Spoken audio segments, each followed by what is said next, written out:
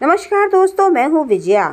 1 महीने से भी ज़्यादा समय होता जा रहा है। हम लोग के यहाँ पर लगातार बारिश हो रही है और धूप बिल्कुल ना के बराबर निकल रही है, जिसके कारण गार्डनिंग करना थोड़ा सा दोस्तों मुश्किल होता जा रहा है।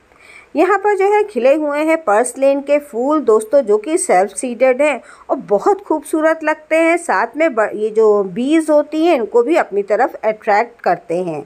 इनके कारण दोस्तों पॉलिनेटर्स हमारे टेरेस में इस समय बहुत हैं, लेकिन वो पॉलिनेटर्स अपना यूज़फुल काम नहीं कर रहे हैं, जिनके चक्कर में मैंने इन फूलों को अपने आप ही ग्रो होने दिया है। वो दोस्तों कारण ये है कि पॉलिनेशन का जो हम लोग गार्डनिंग करते हैं उसमें मेल फीमेल फ्लावर्स दोनों होते हैं। जब ये पॉलिनेटर्स रहते हैं तो आराम से जो है पॉलिनेशन हो जाता है, लेकिन क्या करें, धूप नहीं निकल रही है, जिसके चक्कर में ये देखिए कद्दू का जो है फीमेल फ्लावर सूख गया है, क्योंकि इसको कोई मेल फ्लावर मिला ही नहीं। यहाँ पर भी आगे जो है फीमेल फ्लावर्स आ रहे हैं, लेकिन सब बेकार हो जाएंगे क्योंकि एक भी मेल फ्लावर नहीं निकला है। यहाँ पर जो था ये जो उसकी बेल है वो तो बहुत तेज़ी से बहुत ज़्यादा फैल गई है और अब जो है मेल फ्लावर्स बन रहे हैं, लेकिन खिले नहीं हैं। यहाँ पर ये जो है हल्दी लगी हुई है जो कि बढ़िया ग्रो हो रही है। और आगे आपको चल के बताते हैं कि इस बड़े वाले ग्रो बैग में मेरे 5 कद्दू की बेलें लगी हैं, जो कि इस समय बहुत तेज़ी से ग्रो कर रही हैं। जबकि अभी कुछ दिन पहले मैंने इसके नीचे से जो पत्तियां थी उनकी छटाई करी है। और ये लगी हुई हैं शिमला मिर्च के पौधे, जो कि घर में शिमला मिर्च आती है उसी से मैंने इसको लगाया हुआ है। काफ़ी सारी निकल आई हैं। तो ये देखिए यहाँ पर मैंने इसके पत्तों को थोड़ा सा रिड्यूस करा है, क्योंकि मैंने सोचा कि शायद थोड़ा सा फूलों पर भी एनर्जी जाए। यहाँ पर बेल को भी मैंने कद्दू की काट दिया है, क्योंकि लौकी की बेल यहाँ इस जगह पर लगी हुई है। ये जो पत्तियाँ छूते हैं ना, इससे पता लगता है लौकी की बेल है। तो उसको भी जो है कद्दू की बेल पूरा उसमें के ऊपर चढ़ी जा रही है। एक लौकी की बेल यहाँ जा रही है, कुछ जो है यहाँ पर सेम लगी हुई है। ये जो है तरोई है या नेनुआ है एक तो, और बगल में फिर से लौकी लगी हुई है। बहुत ज़्यादा बारिश होने के चक्कर में दोस्तों टेरेस गार्डन जो है बहुत अनकंट्रोल्ड हो गया है। सब तरफ प्लांट जो है बहुत तेज़ी से भाग रहे हैं। एक टाइम आकर के कंट्रोल करो, उनको सिस्टम से बैठाओ, उनकी जो बेलें हैं उनको इन तारों में फैलाओ, लेकिन सब बेकाबू हुआ जा रहा है। ये जो है तार ग्रीन नेट के उससे लगाए थे, तो इसमें कुछ जो है पतले तार भी हैं। तो कद्दू की बेल जब फैल रही है तो मैं उसी में उनको लपेटते जा रही हूँ। कोशिश तो कर रही थी पहले एक साइड से ही करें, लेकिन वही है कि 2 दिन बारिश के चक्कर में टेरेस में ना हो तो ये सब इधर की तरफ भागी चली आ रही हैं। समस्या ये हो जाती है कि जो नीचे वाले प्लांट्स हैं उनको और धूप नहीं लगेगी। आपको और चीज़ें हम आपको दिखाते हैं कि और क्या प्रॉब्लम का सामना करना पड़ रहा है जब टेरेस गार्डन मेरा बिल्कुल अनकंट्रोल्ड होता जा रहा है। वो दोस्तों इस सेम के प्लांट के संग प्रॉब्लम आ रही है। ये देखिए यहाँ पर देखिए चींटों का बिल्कुल कहते हैं ना, ये घर बना जा रहा है। ये पत्तियाँ मेरे किसी व्यूअर फ्रेंड ने बताया था कि जो चींटे हैं आपके यहाँ पर ये आम के पेड़ की वजह से हैं, वहीं पर ही रहते हैं। तो आप बिल्कुल सही बोल रहे हो, आम के पेड़ की पत्तियों में बहुत सारे चींटों ने घर बना रखा है और अब वो घर जो है इस सेम के प्लांट को बना रहे हैं। मैं जो हूँ जब भी बारिश रुकती है तो एक बार आते हैं, जिन भी पत्तियों में इस तरीके से घर बना होता है मैं उनको निकाल देती हूँ, कैंची से काट करके पत्तियाँ हटा देती हूँ, उनको फेंक देती हूँ। लेकिन क्या होता है अगर मैं 2 घंटे बाद फिर से आऊँ तो किसी दूसरी पत्ती में अपना घर बना लेते हैं। मतलब ये है कि कंट्रोल में आ नहीं रहे हैं, एक पत्ती छोड़ दूसरी पत्ती में। यहाँ पर जो है बेल भी ऊपर की तरफ भागी चली जा रही है। ऊपर जो है कैनोपी है, तो इसमें यह है कि अगर बेल वहाँ जाके फैल गई और उसने वहाँ फ्रूटिंग स्टार्ट कर दी तो दोस्तों मेरे हाथ में तो एक भी चीज़ नहीं आएगी और वहाँ मज़े की स्पेस है। और कहते हैं ना वो प्लांट्स का कंपोस्ट भी बहुत सारा, आम की पत्तियों वगैरह सूख करके कंपोस्टिंग हो गई है, तो वहाँ उनको न्यूट्रिएंट बहुत मिल जाएंगे और वो वहीं फैलती जाएगी, फिर हमारे हाथ में नहीं आएगी। तो इसको मैं इस डंडे से करके नीचे करती हूँ, फिर यही जो तार वगैरह बंधे हुए हैं इन्हीं में फिर से इनको लपेट करके आगे बढ़ा रहे हैं। इधर जो है मेरे ये जो प्लांट्स लगे हैं, मिर्चे का प्लांट है, इसको अब प्रॉपर धूप देने की कोशिश कर रहे हैं, क्योंकि एक तो आम का पेड़ है, दूसरा बरसात है। ये जो है लगी है अदरक, ये तो ऐसे ही मैंने गाड़ दिया था, इसकी कटिंग करी थी हिबिस्कस की।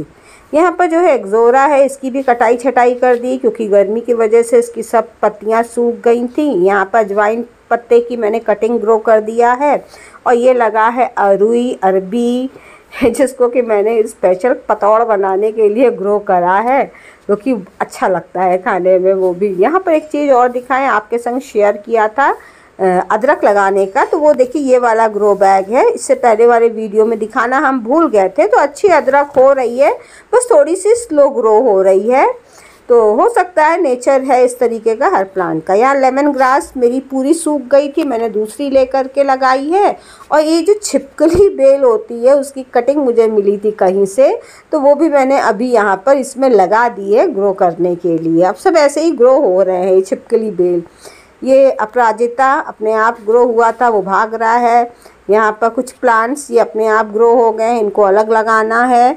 तो क्योंकि क्या होता है जब बारिश रुकती तो करने के लिए बहुत काम दोस्तों रहता है, और फिर हर टाइम मन नहीं करता। कुछ काम करने बैठो, पता लगा फिर बारिश हो रही है, भागना पड़ जाता है। कई बार तो शूट भी नहीं कर पा रहे हैं क्योंकि फिर कैमरा ख़राब हो जाता है। यहाँ पर कुछ प्लांट्स ऐसे ही लगे हुए हैं एडीनियम वगैरह के, उसमें फूल नहीं आ रहे हैं। हाँ, आपको ये एक और अच्छा दिखाते हैं। यहाँ पर अपराजिता मेरी कोई फ्रेंड कह रही थी उनके उसमें प्लांट में फूल नहीं आ रहा है, तो देखिए जो देर से लगाए गए उनमें फूल नहीं आता है। जैसे ही बारिश थोड़ा सा कम होना शुरू होगी, फ्लावरिंग स्टार्ट हो जाएगी। यहाँ पर भी मैंने जो था ये जो कोलियस था, पहले तो एक नर्सरी से ख़रीदा था, बाद में उसी प्लांट की मैंने कटिंग्स ग्रो कर दी थी।